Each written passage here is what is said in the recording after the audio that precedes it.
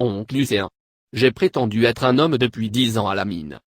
Pili Hussein voulait faire de sa fortune prospecter une pierre précieuse qui serait 1000 fois plus rare que les diamants, mais comme les femmes n'étaient pas autorisées dans les mines, elle s'habillait en tant qu'homme et trompait ses collègues masculins pendant près d'une décennie. Pili Hussein a grandi dans une grande famille en Tanzanie. Mon père m'a traité comme un garçon et on m'a donné du bétail pour m'occuper, je n'ai pas aimé cette vie, dit-elle. Mais son mariage était encore plus malheureux, et à l'âge de 31 ans, Pili s'enfuit de son mari abusif.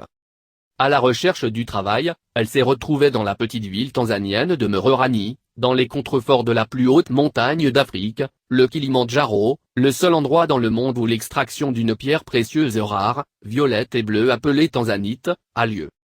Je ne suis pas allé à l'école, alors je n'avais pas beaucoup d'options, dit Pili.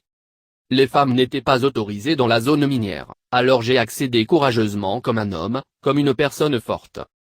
Pili dit que personne ne soupçonnait qu'elle était une femme. Pour compléter la transformation, elle a également changé son nom. On m'a appelé l'oncle Hussein, je n'ai pas dit à personne que mon nom était Pili. Même aujourd'hui, si vous venez au camp, vous me demandez ce nom, oncle Hussein. J'ai agi comme un gorille, dit-elle, je pourrais me battre, ma langue était mauvaise, je pourrais porter un grand couteau comme un mazé, guerrier. Personne ne savait que j'étais une femme parce que tout ce que je faisais comme un homme. Et après environ un an, elle l'a frappé, en découvrant 2 grappes massives de pierre tanzanite. Avec l'argent qu'elle a fait, elle a construit de nouvelles maisons pour son père, sa mère et sa sœur jumelle, s'est acheté plus d'outils et a commencé à employer des mineurs pour travailler pour elle. Quand la police est arrivée, les hommes qui ont violé ont déclaré « c'est l'homme qui l'a fait, et j'ai été emmené au poste de police », a déclaré Pili. Elle n'avait d'autre choix que de révéler son secret.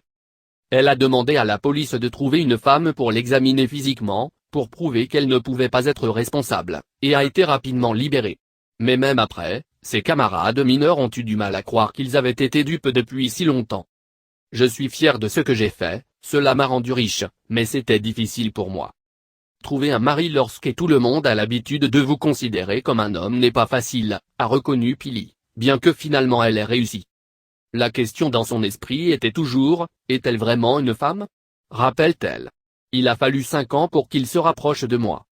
Pili a réalisé une carrière réussie et possède aujourd'hui sa propre entreprise minière avec 70 employés.